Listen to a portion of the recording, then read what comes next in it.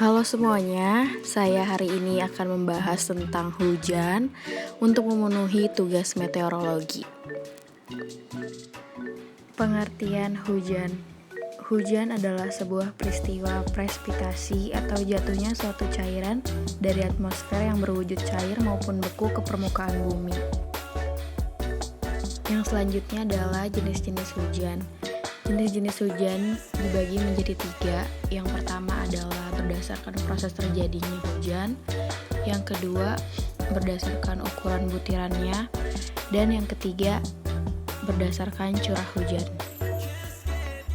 Yang pertama ada hujan siklonal, yaitu jenis hujan yang terjadi karena suatu udara panas yang naik dan disertai dengan angin berputar.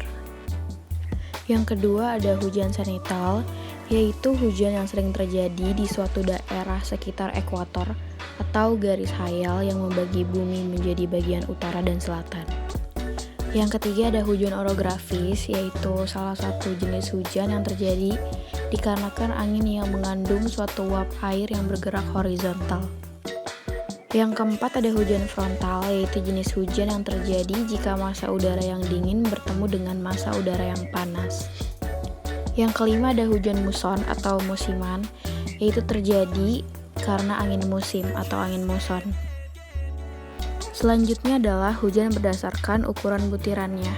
Yang pertama ada hujan gerimis, yaitu jenis hujan yang diameter butirannya kurang dari 0,5 mm.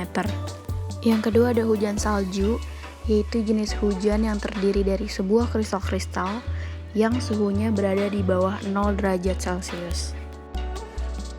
Yang ketiga ada hujan batu es, yaitu jenis hujan curahan batu es yang turunnya dalam sebuah cuaca panas dari awan yang suhunya di bawah 0 derajat Celcius. Yang keempat ada hujan deras, yaitu jenis hujan yang curahan air yang turun dari awan dengan suhu di atas 0 derajat Celcius dengan diameter kurang dari 7 mm.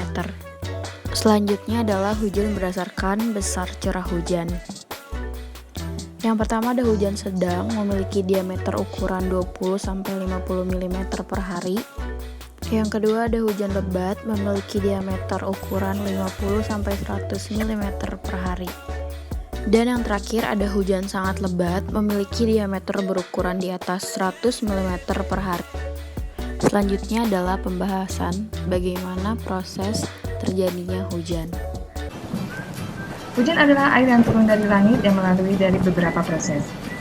Sebenarnya, air hujan yang turun ke bumi itu berasal dari bumi itu sendiri.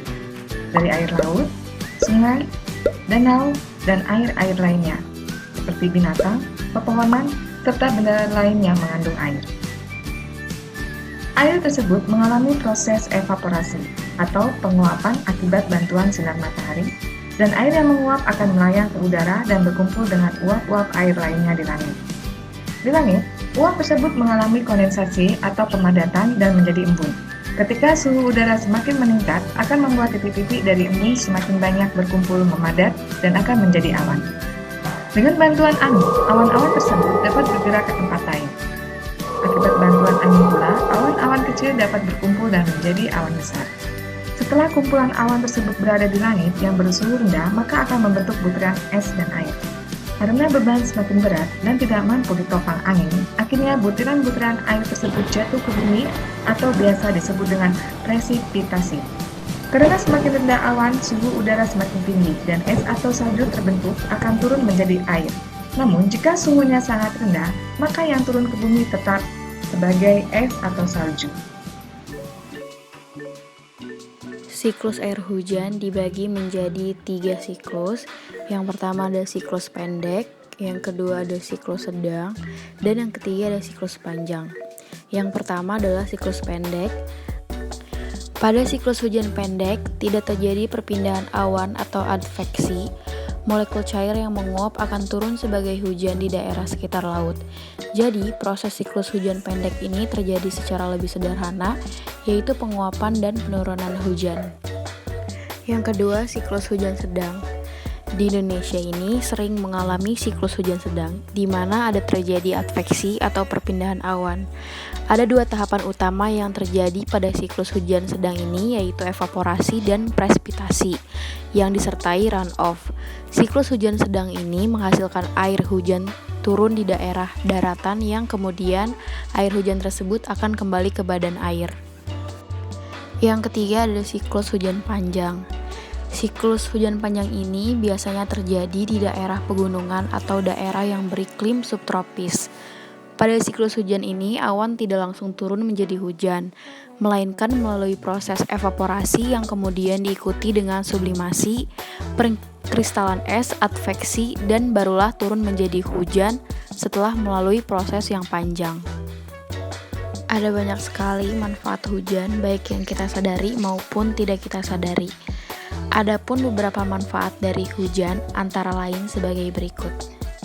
Yang pertama, menyuburkan tanaman. Manfaat dari hujan yang pertama adalah menyuburkan tanaman. Ini karena tumbuh-tumbuhan sangat membutuhkan air untuk tumbuh dan berkembang, karena air akan berperan sebagai air minum bagi tumbuh-tumbuhan. Yang kedua, persediaan air minum. Hujan juga bisa bermanfaat sebagai salah satu penyedia air minum, meskipun kita telah mengetahui bahwasannya air minum biasanya diambil dari sumber air yang ada di dalam tanah atau dari daerah pegunungan, namun ternyata air minum juga bisa disediakan dari air hujan. Yang ketiga adalah sebagai sumber perekonomian sebagian masyarakat. Air hujan juga dapat digunakan sebagai sumber penghasilan bagi sebagian masyarakat. Ada beberapa profesi yang dapat dilakukan dengan memanfaatkan turunnya hujan. Beberapa profesi tersebut antara lain ojek payung, taksi, ataupun bagi orang-orang yang menjual beberapa perlengkapan hujan, seperti misalnya jas hujan. Selain itu masih banyak juga manfaat dari hujan. Selanjutnya adalah alat untuk mengukur curah hujan. Yang pertama itu ada ombrometer. Apa itu ombrometer? Ombrometer adalah alat pengukur curah hujan yang umumnya dinamakan penakar hujan.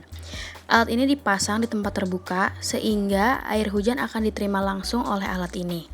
Satuan yang digunakan adalah milimeter dan ketelitian pembacaannya sampai dengan 0,1 mm. Nah, jadi pembacaan dari si ombrometer ini dilakukan sekali dalam sehari dan pada pukul 7 pagi hari. Supaya lebih jelas bagaimana sih cara pengukuran curah hujan menggunakan ombrometer ini, supaya lebih jelas lagi, kali ini saya ingin memberikan video langsung bagaimana cara pengukuran curah hujan yang di-share oleh BMKG Maluku Utara. Hai Sobat BMKG, perkenalkan, saya Dea Widyasista selaku observer di Stasiun Meteorologi Sultan Ba'abullah Ternate. Pada kesempatan ini, saya akan menjelaskan cara melakukan penakaran curah hujan di pos hujan kerjasama. Pengukuran curah hujan dilakukan setiap pukul 7 pagi waktu setempat. Berikut merupakan cara melakukan penakaran curah hujan.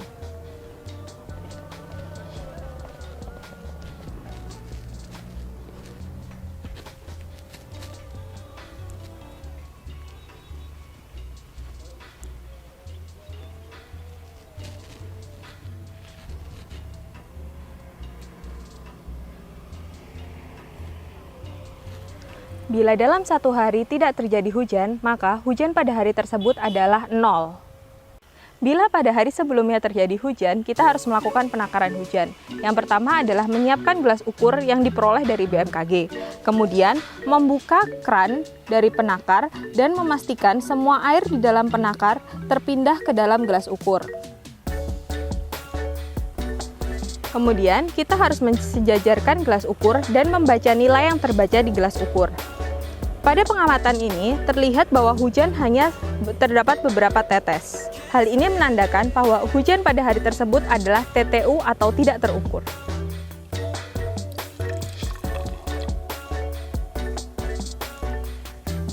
Pada pengamatan selanjutnya, hujan terbaca 2,5 mm. Hal ini menandakan bahwa hujan pada hari tersebut yaitu 2,5 mm. Gelas ukur dari BMKG hanya dapat mengukur maksimal 25 mm. Sehingga bila terjadi hujan lebih dari 25 mm, kita harus melakukan pengukuran berulang hingga hujan yang ada di dalam penakar habis. Yang harus kita lakukan adalah mengisi gelas ukur hingga mencapai 25 mm.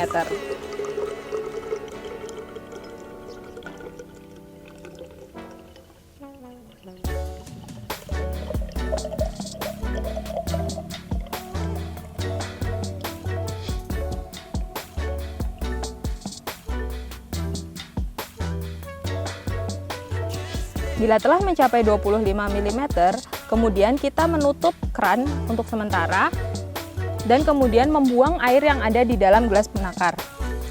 Kemudian kita mengukur lagi hingga air yang di dalam penakar ini habis atau kosong.